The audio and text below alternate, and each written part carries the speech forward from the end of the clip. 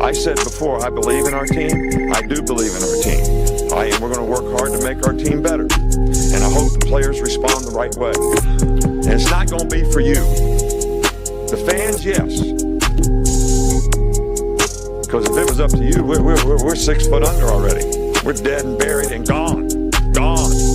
And just because you got beat on the last play, that can't affect the next play. Or that's breaking you. Your frustration is breaking you. Just because you miss a block, or you get blocked, or you miss a tackle, or you fumble the ball. What does it take to break you? Everything you put into it is right out in front of you. Let's go get this thing.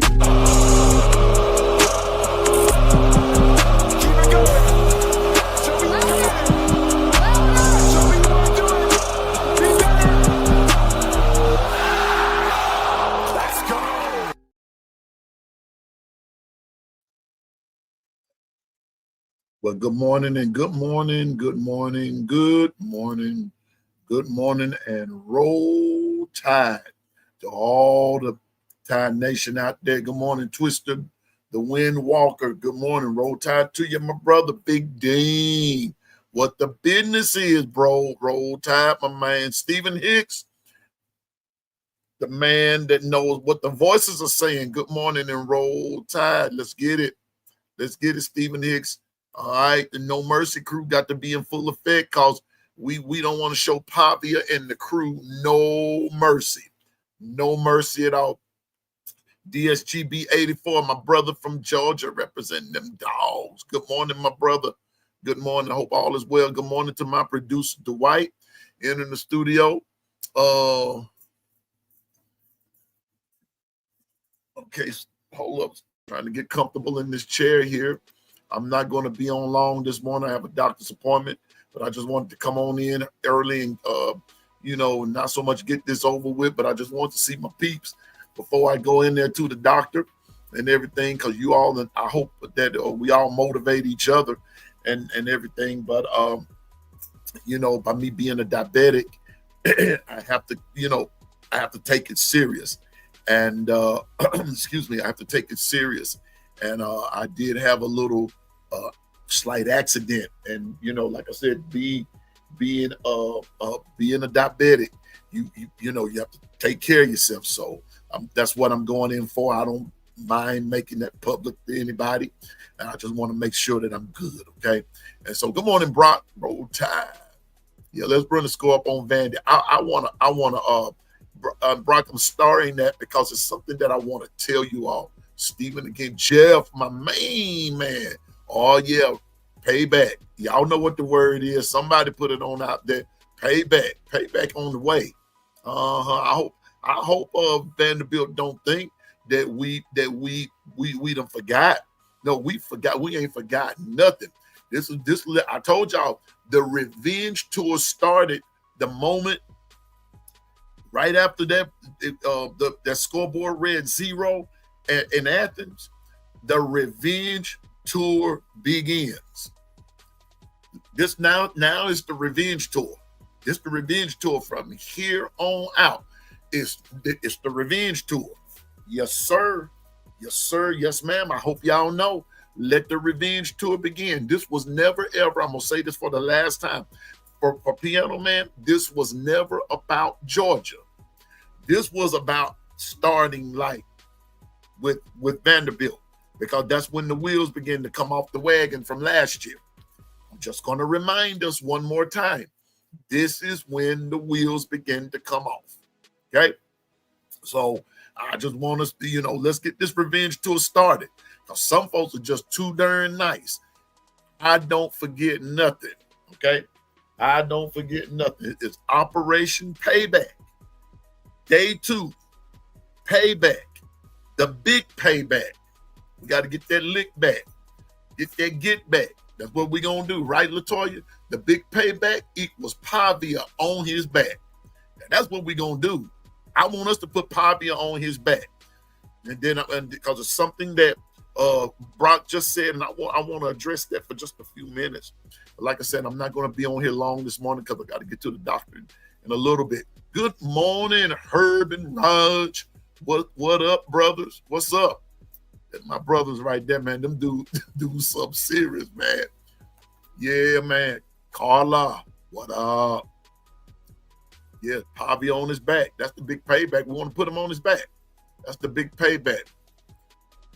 That's right, Twister. Georgia was just somebody in the way. That's all. Georgia wasn't no factor.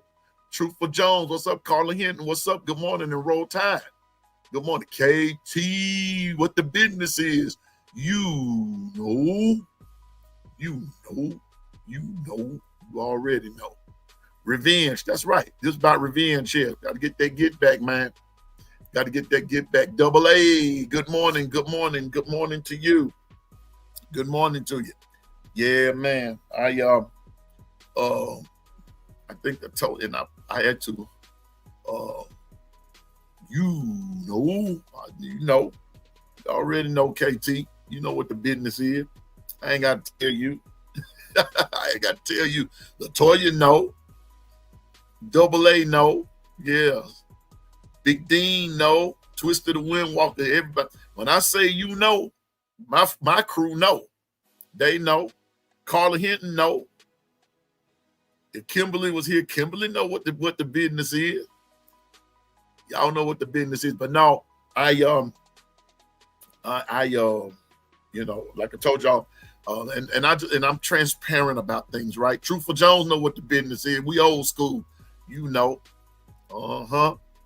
Hey, you don't never listen to that Gen Z crowd. You don't never walk up to an OG and ask him what's happening. You don't never walk up to an OG and ask him what's happening. Never, don't make that mistake, because you're gonna get an answer you ain't ready for. But now I'm gonna be nice enough to go on and give you this. When you walk up to an OG and say, "Hey, what's happening?" and when they say everything, what you want to happen, you just go on about your business, all right? Because see, you ain't ready for that. You ain't ready for that.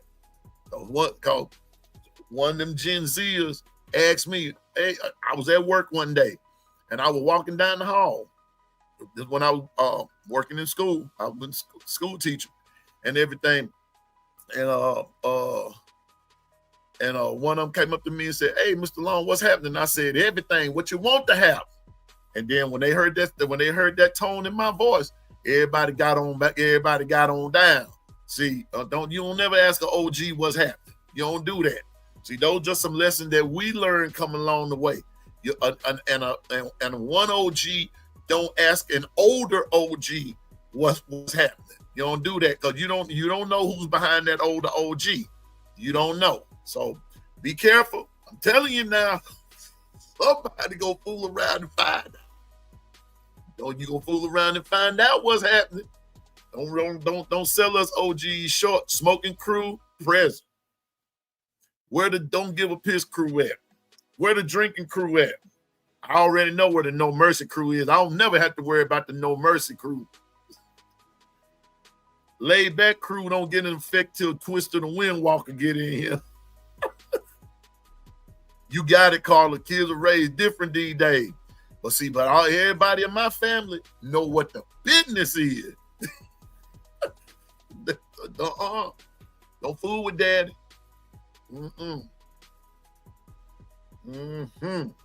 That's right. That's right. Y'all include. But anyway, y'all, I told y'all and I don't say this proudly or anything. I'm a diabetic and everything, and I don't like it. I really don't. But anyway, it is what it is. Talk about it, Coach.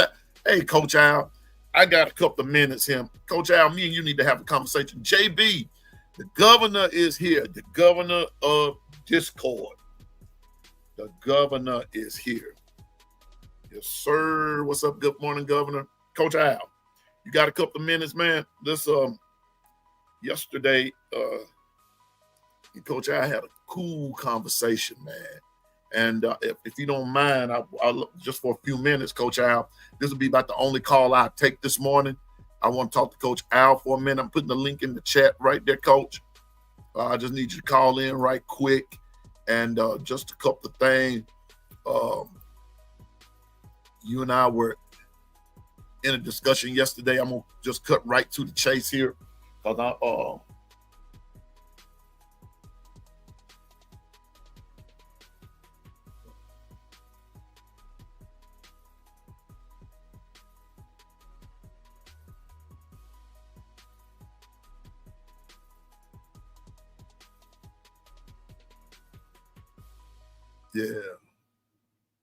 yeah, Latoya's and Carla, Coach Al up in him.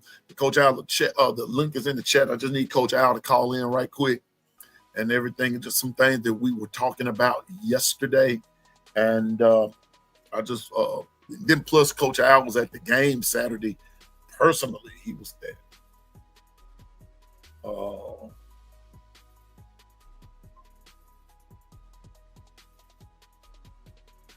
Yeah, but anyway, I'm a diabetic. Okay, I got you, Coach. I'm a diabetic, and I stepped on a nail. Stepped on a nail, and it sort of pierced my skin a little bit. Now I had on a sock, but I was walking barefoot to the. I was walking barefoot, just with no shoes on, and I going out down the hallway, and I didn't know that part of the carpet had kind of come up there, and up under it was like one of those carpet nails and everything. It kind of positioned itself up, and I stepped on it. And so by being a diabetic, I know that you can't play around like this. So that's what part of this doctor's appointment is about. I just want to make sure that I'm well. And so if I have to get a tetanus and all that good stuff. So that's what this is basically all about from a particular accident that I had. I didn't say anything about it. And thank you all for your care and concern and all that kind of stuff and everything. Piano Man's going to be okay. But that kind of startled me a little bit there and everything. And I got to bring my brother on to the chat here. Here he is, the one, the only. What's up, Coach Al? What's up, my brother? How you doing this morning? Hey, man, I'm doing the best I can with what I got, but I feel all right. I really feel all right. But I'm heading to the doctor this morning. I stepped on a nail. Damn. And me being a diabetic, I have to watch that. And plus, to be quite honest with you and then with everybody, I have not had a tetanus shot in a while. So that's that. So when you get to be a certain age, you got certain ailments going on, it's best to err on the side of caution. Yes, I agree. Yes, sir. I totally agree. Yeah, we're gonna. Hey, look, brother. Look now. We talk ball and we talk everything, but take care of yourself, man. Yes, sir. And that's why I'm going. And because I do have a friend that I'm not sure about the diabetes part, but anyway, he had a foot wound, and because of the lack of the care of it, he ended up, long story short, losing his foot, losing his leg, part of his leg. Now he's walking with prosthesis and all that kind of stuff. And I'm thankful he's still here, but it could have been prevented. You see what I'm saying? And so that's what I'm doing. That's what I'm doing, because I want all my legs, because see if I got to break out and start running.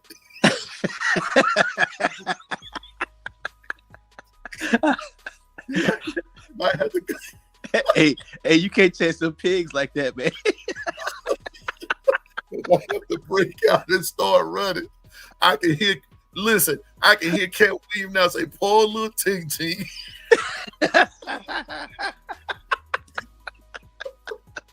I can hear Cat Williams now talking about some poor little Ting Ting. I ain't lying to you, man. I ain't lying to you. So Cat Williams ain't gonna never ever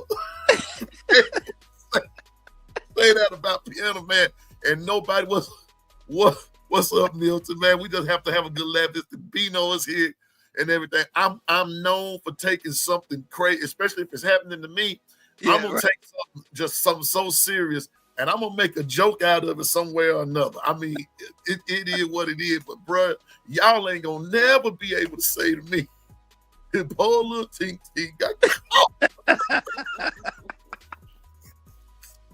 Y'all ain't gonna never say that to me. But anyway, Coach Al, you were at the game Saturday and on a sports note and everything. Right. I want the folks in the chat to listen to me. I want you to please listen. I want you to listen to Coach Al right quick and everything. And we're not gonna get off into all of what we talked about yesterday, but Coach Al, you were at the game. Right. From a coach's perspective, what did you see? And I need the chat to listen to me, to listen to Coach Al, and we're gonna be engaging in a conversation here. But I want y'all to listen. And so, Coach, what did you hear? I mean, what did you see? What did you see? I mean, from A to Z and back again. What did Coach Al see? I saw a team that they were out of character from what we've seen on the road the last 4 or 5 times. Totally different team. I mean, it was a straight up business trip. From the time they walked in the stadium, the pregame, the whole body language was just different. And I mean different in a good kind of way, like, you know, I ain't playing with you kind of thing. You felt that. I mean, there was never any panic inside. You still there, Coach? Totally different vibe. Totally different. And it started from the jump. They didn't let up the whole game.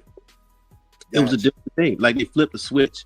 You know, when all these stupid false starts and mental mistakes, you didn't see any of that. It was a complete game. You know, it was if they could start stacking those kind of practices and games together, this would be off the chart. You know, say let's take the injuries away. Okay. You get a team like that that's believing in itself. The locker room is tight. The coaches are dialing it up right, and everybody's on the same page. You got a problem with a team. That's what I saw. That's the vibe, you know. And Marvin was at the game constant. I talked to Marvin last night, and he was a little bit closer to it than I was, right? And same thing. All right, it was a straight up business trip. The whole vibe for the team was different. There was a confidence about them. They already knew coming in they had Georgia. Okay, so we saw a lot of great execution. You know, obviously there was some slip ups here, but by and large, the execution from the play calling to the quarterback executing the plays, to Tim Keenan in the middle leading the defense, all of that was just something we haven't seen from our team on the road. We just want to see them build on that. You know, I can get into a lot of detail like me and you talked about yesterday, but the takeaway I got from this was a team that headed in the right trajectory. That's bad news for everybody else. Gotcha. That's bad now, news. I'm going now that we've sort of laid this foundation for the conversation. Let me ask this. Now that I've labeled this week, let the revenge tour begin, Operation Payback, revenge, because we're starting with Vanderbilt, and we know that this time last year, this is when the wheels begin to fall off the proverbial wagon. You see what I'm saying? Yeah. And some people and I'm noticing in the chat where some are calling to spy Pavia. As a coach, do you agree with that concept? I think you, to a degree, not because what happens is this. This guy has experience, okay? And you can't play an experienced quarterback that's experienced in the system and got that relationship with the play caller. You have to dial that up. What I do is, with a guy like Pavia, is that I pressure him and don't rush past him. In other words, I keep him in the pocket. I push the pocket in his face, and I play zone behind it. Because if you're constantly trying to spy a guy and playing man, that's a recipe for disaster because he's off platform. That's when he's most dangerous. Okay, so what you want to try to do with a guy like that is during the course of the game is just slowly turn the screws tighter and tighter and tighter and tighter on him. If we do that, he'll throw two picks. He'll throw it up because he's not a really tall guy. So yeah, I think you spot him to some degree, but that's something you dial up every now and then when you're trying to make a play, when you're really trying to get him to kind of get in this off-platform game to be that creator that he is. And then, yeah, now that's where your TFL comes from, because now you're not getting out of this box. We got you in a trap. And that's why you start screwing with his head. So I do agree with spying to some degree, but you know me, I'm always scheming team, you know, and I'm trying to beat you. And I'm trying to screw with your head so I can really beat you in between your ears. Then I can beat you on the scoreboard. And then I can beat your body up so you can drag your butt on off the field when you leave here. Okay? Yeah. That's what I do to him. So yeah, I like the payback. And yeah. I like where you're going with this, coach, because the same thing when the wheels came off last year. Guess what? It's just the polar opposite this year. We didn't trounce Georgia. Now we're getting ready to beat them down. And so the momentum builds. So it'd be just opposite of what happened last year. Exactly. And Coach Al, one of the things that I noticed too is, I want everybody to remember this. This time last year, we were ranked number one. Number one. We were ranked number one. Now we're ranked number 10.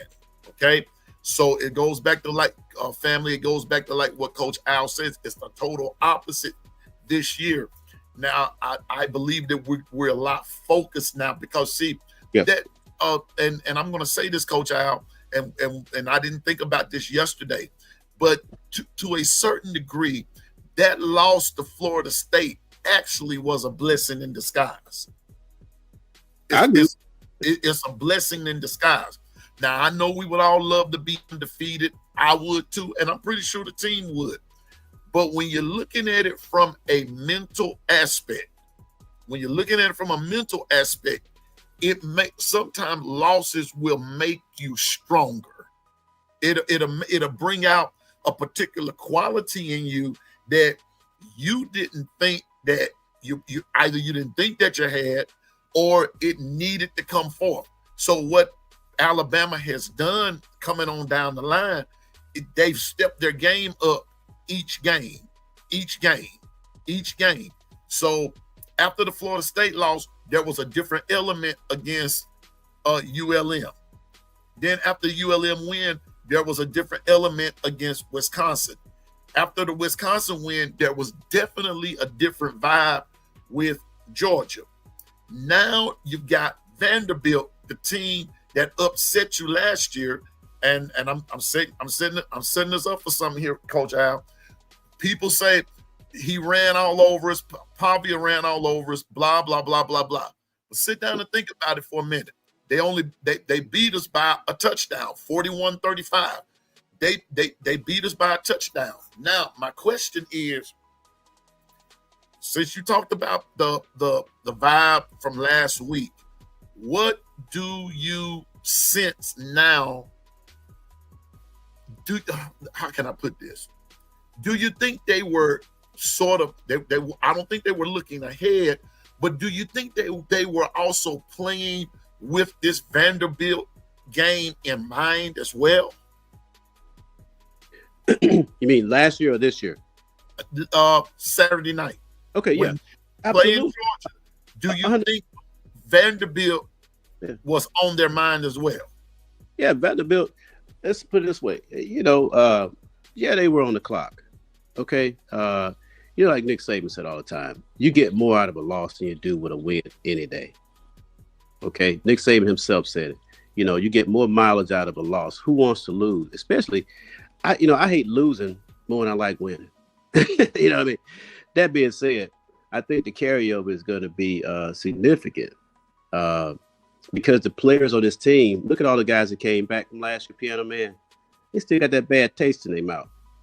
They was on the team when they were ranked number one and riding high and go to Vanderbilt and got upset. They remember that. So, I'm almost willing to bet you, man, as soon as they got on the plane to get back going into Tuscaloosa, they're already thinking about, man, Yeah, they got the 24-hour rule. They'll say all of that, but they already know Vandy's on the clock in their head right now. So I think, man, I just don't poke the bear, as the saying goes. I'm not talking about Bear Bryant, but you don't wake a sleeping giant. All those cliche kind of terms out there. This week is pivotal. And I say this pivotal in the sense that if we could stack another game like this and put this kind of film on tape in the SEC, you know, what you put on tape comes back to you. If you put on bad stuff on tape, it's going to come back to haunt you. If you put good stuff on tape, it's going to come back to boost you. Another team's going to see that. The team this year, this is what I want everybody to understand. It's a different animal. Okay. Last week, what we saw with Womack, he simplified the defense and just let him get downhill. The only time that I noticed that he screwed it up was when he tried to get all exotic and it cost us some big plays. And that's when you saw DeBoer get up in his grill. Real talk, all facts, this is what we know. On the flip side of that, the offense, I'm looking at Kirby on the sideline and looking at the frustration that he was giving to Schumann because Grubb was one step ahead of him the whole time. Never seen that before. Different animal this year. So, yeah, it's going to Saturday. I looked, we were talking yesterday. I took a deeper dive into Vandy a little bit, looking at some film. They're a very solid football team, Piano Man. But defensively, they play assignment football, but they don't have the team speed to match us on the perimeter. Right. Okay. That's going to be a problem for them. Okay. I don't know if they can contain us, especially the way our pass protection is going right now. And I dare say this. I think we're going to run the ball on them Saturday. I really do think I started looking at some of their games, breaking them down. Virginia Tech early that game was running the ball. South Carolina before Sellers got hurt. They were running the rock. Okay. And that sets up all the play action stuff for Simpson and our receivers. I think we got a can of whoop ass waiting for them on Saturday. Okay. Personally. No emotion. This is straight from what I'm seeing on the film in the matchups that we like to seize on. This is what I see. I hear you. I'm gonna ask you this, Coach, and this is something that you and I were discussing yesterday. Talk about that O-line and the interchanging of what you saw, that switching positions and bringing this one in and putting this one in another position, and how the different combinations work. Talk about that for me. Yeah, sure, certainly. Now, we always get into what that tells me is that practices have been really serious with the guys that came in, Piano Man, because if you could play a guy in that environment on the road, that means you trust him. So in other words, it's sending a message to the team, the coaches, to the players. We ain't playing with you this year. Either you're going to produce or perform or you're going to sit. So what did that mean? You had Vandermark on the bench, Jade Roberts on the bench, Dewberry on the bench. Think about that for a minute. On the bench, watching the game. So much so, you bump Will Conformi down into right guard. You put Mike Carroll in at right tackle, a true freshman, and William Sanders, a redshirt freshman, at left guard. And they were out there straight balling. 0 sacks. So, yeah. And so you can look at the PFF grades for Formie. You look at the PFF Formie, Will Conformi. Yeah, I said it. And the PFF grades for Proctor in that game, off the chart. Okay. So, yeah, they were sending a message. Dre Kirkpatrick on the field getting meaningful reps on the field. These coaches ain't playing with these boys this year, man. If you ain't producing, you will sit. There ain't no, this is my position. No, you got to produce. Got to produce. And kept the quarterback clean, gave him a nice solid pocket so he could step up in. Frankly, in the DeBoer era, that was probably the best game I've seen them play. That's saying a lot because there were one false start. I don't think we got Harper holding once. And 0 sacks. How about that? See that? So yeah, they played big time ball on Saturday in a hostile environment. You couldn't even hear yourself in that place, Piano Man. Talking to sitting at the person next to you, you couldn't hear yourself. It was that loud. Now imagine on the field, all that sound coming down the field, and you're trying to call audibles and checks, and nobody's making a mistake. Hey man, big time win. Big time win. And so with that O-line, I lost the audio. And I like what you talked about, what we were discussing yesterday about how you're experimenting with bringing Formby in at guard. I lost the audio. Okay, did you hear me? Can you hear me now? I lost the audio. I can hear you, Coach. I can't hear you. Okay, let's see. Let's see where we're. Let's see where I'm gonna have to bounce out for a minute. I'll come back. Hang on a second. Okay. All right.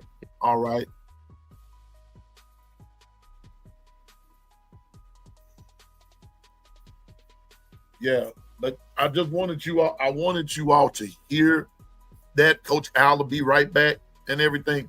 I wanted you all to hear our team is actually on a trend upward. There will be mistakes. We got to see that. Yeah, Ephraim, Sab is getting beat, but see, you keep saying that, but look at all of the things Sab is also doing right. See, there's got to be a balance there. But not only Sab getting beat, Damani got beat too. All of them got beat. I'm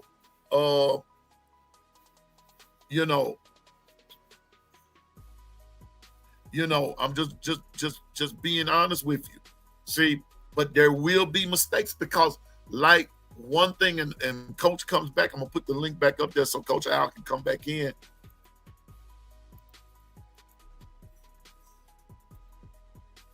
Make sure he coming back in. And everything. People have to understand. And one of the things Coach brought to my attention, because I didn't think along those lines, a lot of these guys have not played together that long. And that's what brings about cohesiveness. They're really just now,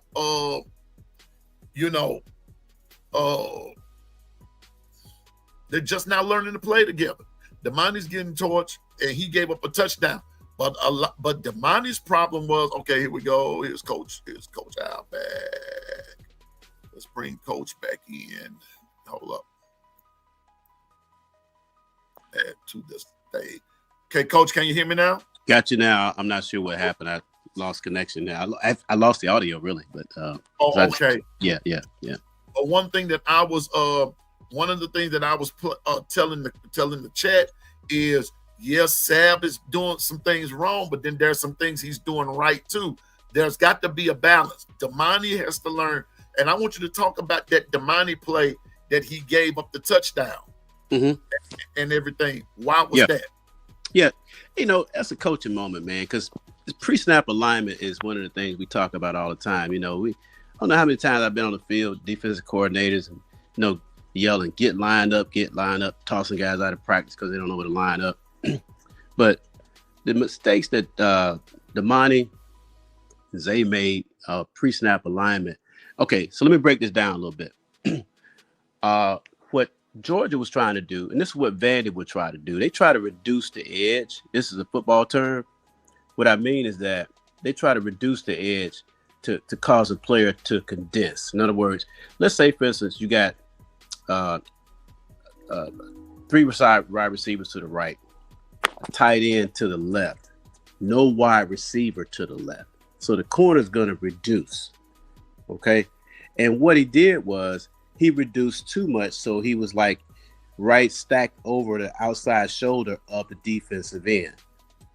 So what Georgia did, they ran power back the other way. Full flow right at it. So his angle is bad. So if his pre-snap alignment is a little bit wider outside, he can see the play coming at him, and he can ultimately get contained. He won't have to try to chase it. He was in what we call a spill technique. In other words, you're trying to force everything to the sideline and then play it to the sideline. But he shouldn't have done that. In other words, he got overtaken and he had a soft edge because his pre-snap alignment was wrong. Just think if he was out 5 yards wider, he would have seen the play coming. He could have attacked it and forced it back to his help. That play goes nowhere. So that's a coaching moment. That's something you learn in middle school. I don't know what's wrong with these guys, man. You still got to watch tape and understand, hey, down and distance, what do they like to do? Where am I on the field? Am I in line? Can I see it before it comes and get the jump on it? Pre-snap alignment. Right. That was the problem with that, 100%. And so I was telling them yesterday on the second show that one of the things that I did, now I know it's a long time ago when I played, but the concept is still the same. I studied my opponent on film, but I also studied my opponent in the game while the game was going on. And I looked for tendencies. And so, and because I was a D lineman, also outside linebacker at the same time, I looked for tendencies, whoever I was playing up against. And even in we call them packages, schemes, whatever. But inside that package, each player still have different tendencies that they give off, different little things. And I played according to that tendency sometimes that they gave off. And it sometimes it gave me an advantage because I'm looking at them. They take their first step, like I watch their foot movement or different little things like that. And that's what you're saying. Things like that you learned in junior high. Yep. Things you learned in junior high, you just take it and you escalate to a higher level of things. But I'm liking the fact that our team, Bama, is actually trending in the right direction all the way around. Now, 100%. Can you hear me, Coach? Yeah, I can hear you fine. Yeah. Mm-hmm. But I want to ask you this.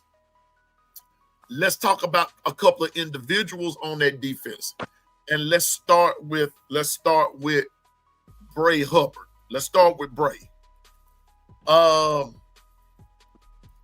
did Bray look to you compared from the first game unto last Saturday? He played with a lot of confidence. He played with a lot of physicality. Everything you want from a player. He played with a lot of effort. Played with a lot of focus. Let's keep in mind. First of all, let me back up. More to all the chat. Sorry about that, y'all. Appreciate y'all supporting my brother Piano Man. This brother is doing the work. He's putting the content out there, and I'm telling you, he's a good man. So support him. I appreciate all you guys. But let me say this about Bray. He's a first-year starter in the SEC at a critical position in this defense. So you're going to have to live with some of the mistakes and the big plays.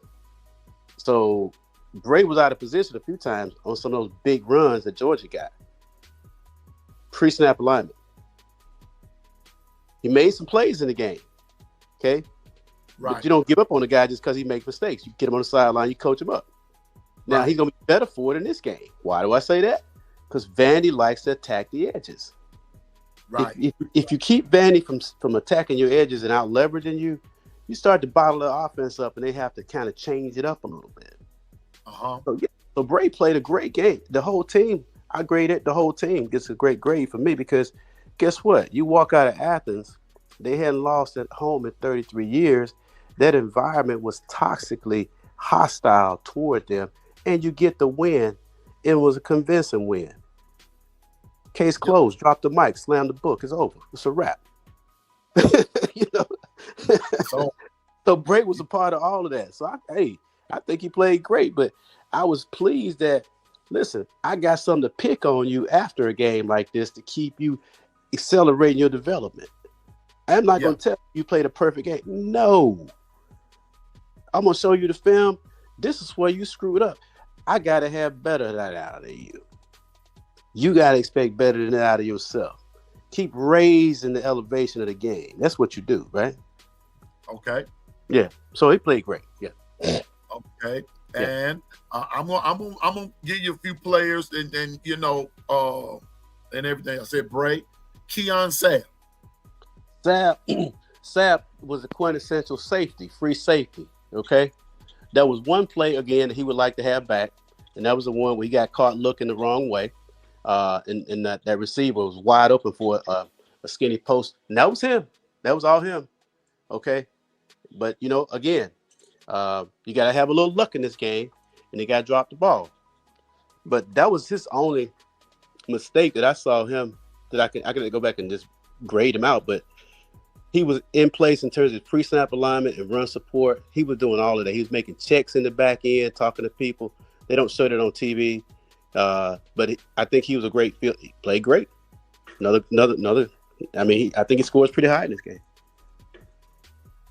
Gotcha. Yeah. Bray Hubbard, Keon Sapp. Now I'm gonna go to somebody that you and I sort of discussed yesterday, but I'm going to and I'm gonna talk about that too, Coach Carr, because Coach Allen and I did discuss this. Matter of fact, I go ahead and bring it up now. The overrunning of plays. Yep. Yeah, right. The overrunning of plays. That still is a bother.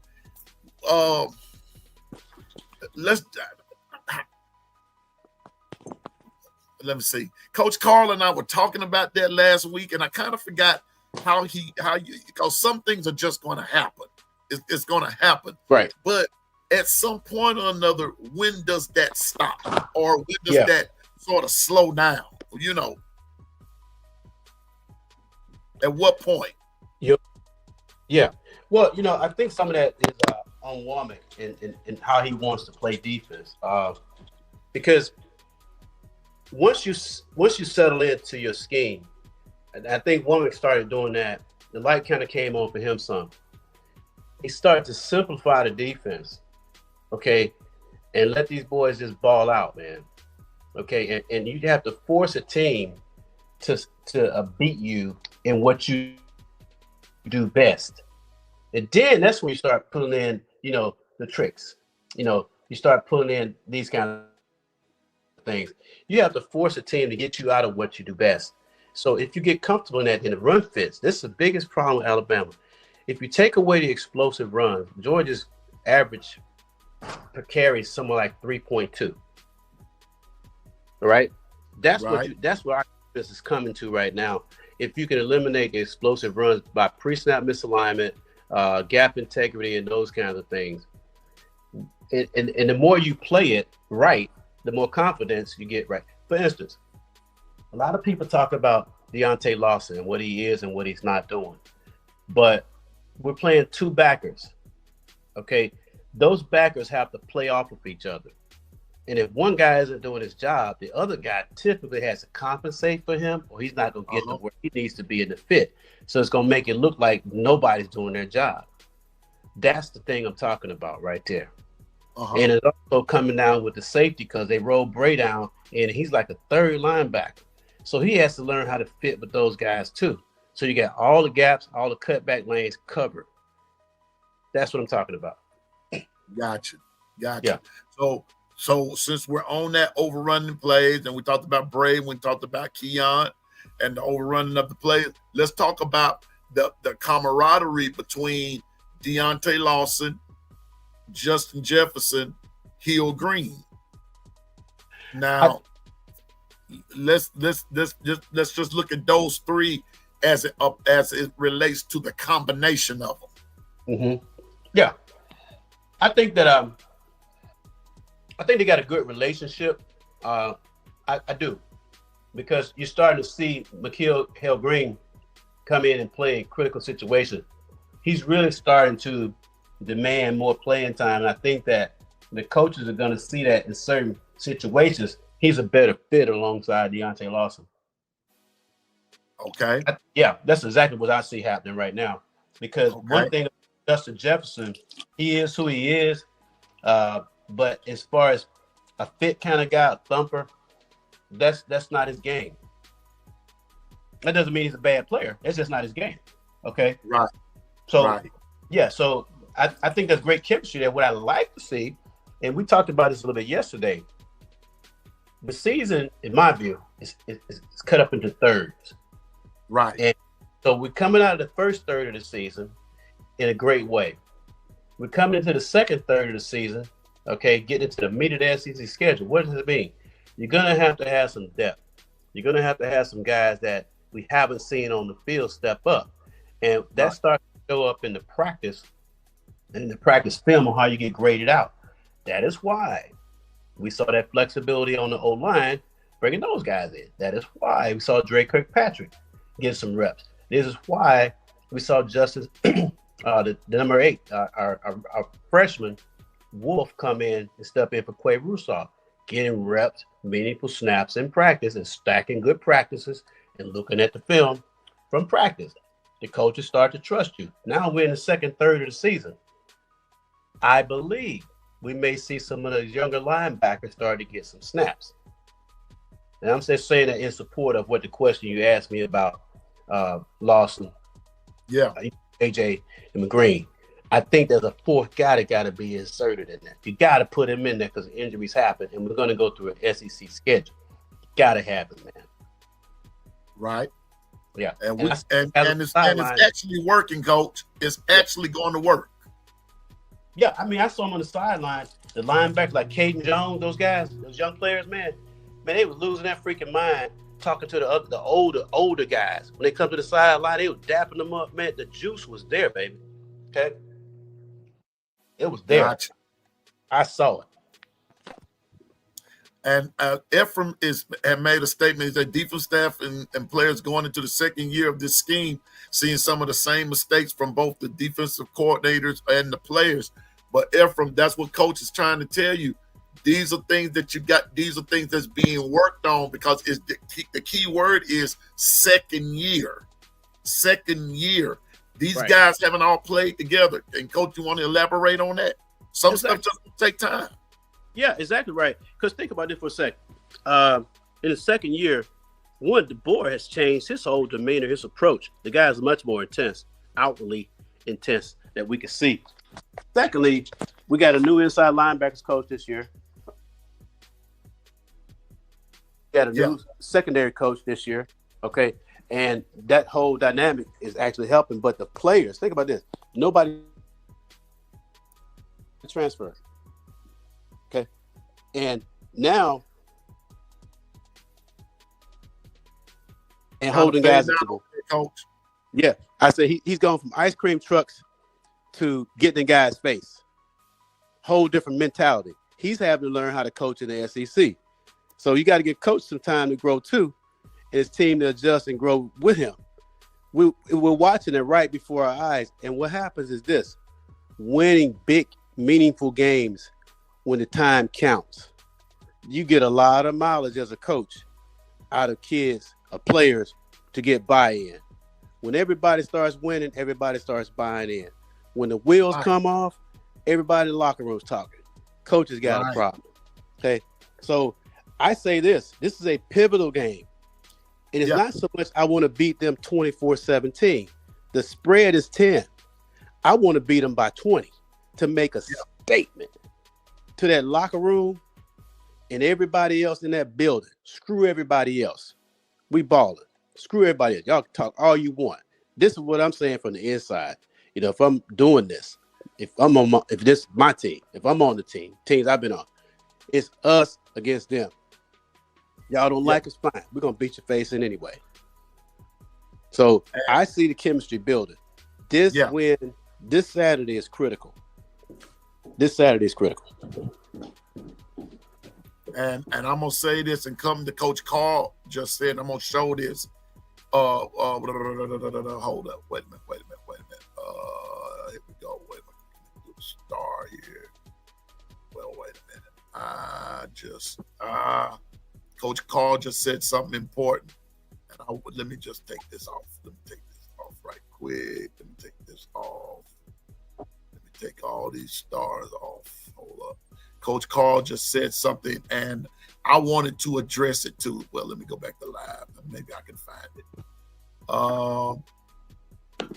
Here we go. Right here. He said, AA, I think they're doing well with the play calling, but I think the players are doing too much overthinking and slow reacting to the play calling. I say play fast. And Coach DeBoer, and this is what I was going to say. I didn't know you were coming on, Coach Allen. I bet you're here. But I was going to say this. People need to pay attention. The fans need to pay attention and listen to these press conferences sometime. If you're able to listen to them live, listen to them. If you have to go back and listen to the recording, listen to what sometimes these coaches are saying. Coach DeBoer always talks about starting fast, getting the jump, playing fast. He talks about that he's trying to get them to buy into that. And Coach Carl is right. You're right on the reaction of it, the overthinking of it. Just you. It's like my daddy used to say, "You're making a mountain out of a molehill." You're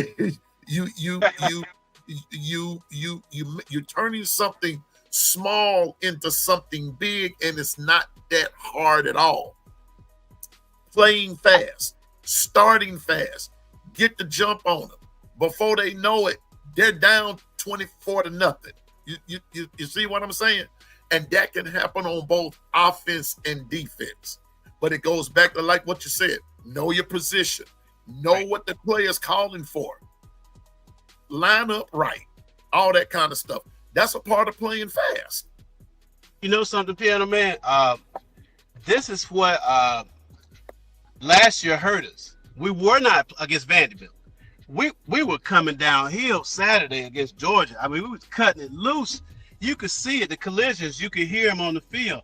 Last year, we weren't doing that. We were waiting and we were catching. Okay, we were catching. So Saturday, these players know this. You can't keep chasing the ball against an offense like this. Everybody, one thing about Vanderbilt, they have changed a little bit this year too with what they like to do. They are a little bit more multiple in their offense and not so much veer related. You know, they still got all that eye candy stuff, and they'll still do that if they see they can beat you that way. But they have kind of, you look at them on tape, they can kind of beat you in a little bit different way this year, which makes them a tougher out. Okay, so that means we have to be even more sound in what we're doing. And instead of waiting, we have to force the contact. We have to force the initiative. We have to pressurize them into mistakes, not catching. And that means pre-snap alignment, gap integrity, all of that stuff, and just get down here. Coach said it right. They're overthinking it, and that's when you do that, you play a half a step slow. Simplify the defense. Yeah. And Coach Al, and when you play a half step slow, that's what causes injury sometimes. Because you're playing tentative and because you're playing unsure. And that's what sometimes causes injuries. And so all of that, and I just where LaQuasia said is mental, and she's exactly right. You got to get that mental part in your brain. That part has to be there. And you just got to get on out there and play big boy football. Know your position. What's up, Jacob Semino? Know your position, know what you got to do, know what's happening, and then even on defense, take what the offense gives you. Well, that's right. It works on the defensive side of the ball just like it works on the offensive side of the ball. Take what the offense gives you, take advantage of it, and I guarantee you when you make those little things work like that, you're going to come out with some positive results because somewhere along the line, Javi is going to make a mistake, but you got the pressure in. That's 100% fact. Yeah. That's all true, man. Yeah, agree. Yeah. But Ephraim, to your question, though, Ephraim asked, "Do you think Womack is dismissed at season's end?" Why are you asking that question at the 5th game of the season? This same coach now, Ephraim, let's be real. Alabama was like 10th in defense in the nation. It's not so much the coach. Sometimes it's not even the scheme. Sometimes it's how you present a thing, when you present it. Because it was at this time, I'm with Jeff now, it was at this time Alabama defensively started getting it together. This is not, and then number two, and Coach Carl has even said it too. You also have to look at, and LaToya brought this up, you also have to look at the size of your players. You don't have the Jonathan Allens and the Quinnen Williams, and you don't have those big hogs up front like you used to. You know, I mean, I'm just being honest with you. You know, it's some things, but you have to work with what you have, make the best of what you have, make the best out of a situation. I don't think it's a lot of it is as bad as what it seems. You know. Yeah, I agree with that. But Ephraim, you're still missing the point, sir. You're going to see the same issues because you're just in your second year.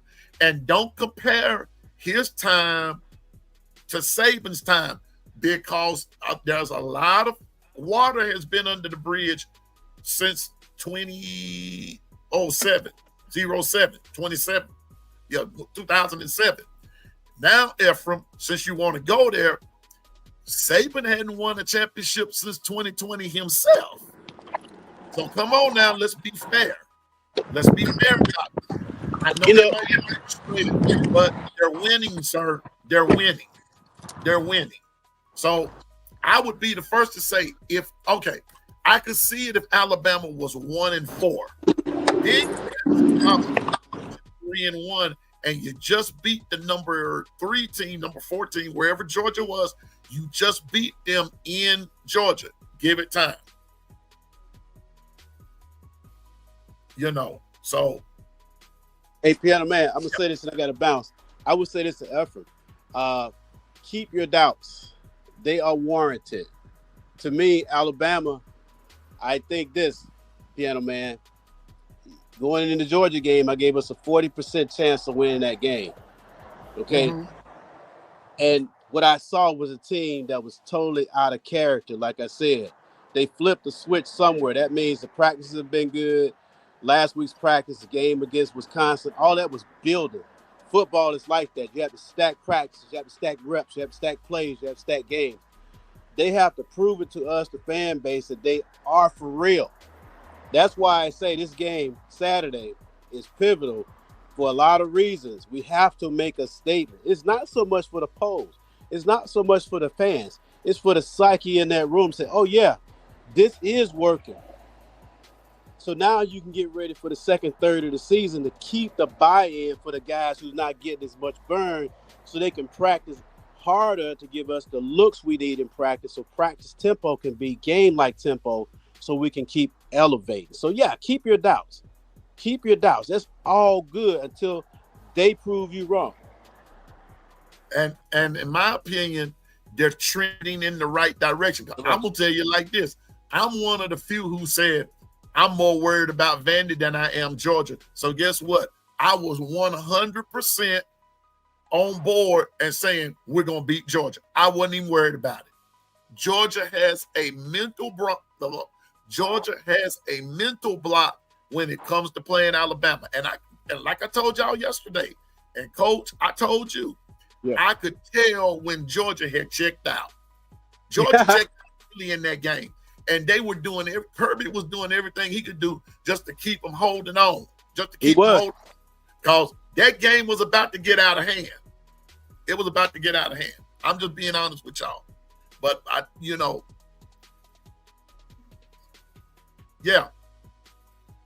and Dwight is right, because Georgia runs more of a traditional offense and everything. But JB, we got to stop everything, not just the run. You got to stop everything. But from here on out, it's going to be more run pass option. It's going to be because now Missouri might be a little bit more traditional than Vandy, but Vandy's going to be really off the chart. Vandy's going to be that squad that's going to be a little bit more off the chart, a little bit more unconventional. That's what that is. But I'm not really we owe them. But we just have to play sound. But all I'm saying is a lot of people are looking too much at the negatives, and you're not giving anybody any credit for the positives that they do. Of course, Georgia got the run on because that's all Georgia could do. That's all Georgia could do, But I'm just saying, it's all going to boil down to how bad do you want it. Now, good teams going to do some good things on you at times. I'm saying now, but I'm just somebody that, that just calls it like I see it, like that. Kirby was hot. Kirby was heartbroken. They done broke my heart again. I can't beat Saban. Now I can't beat DeBoer. He was heartbroken. Kirby lost all hope on the 4th down stop. Kirby and them started losing hope when Caden Proctor ran all over his folks. I'm just being honest. And if those guys had a block just a little bit properly for him, because he overran his blocking. That's the biggest reason Caden Proctor didn't score on that play. So I'm just saying.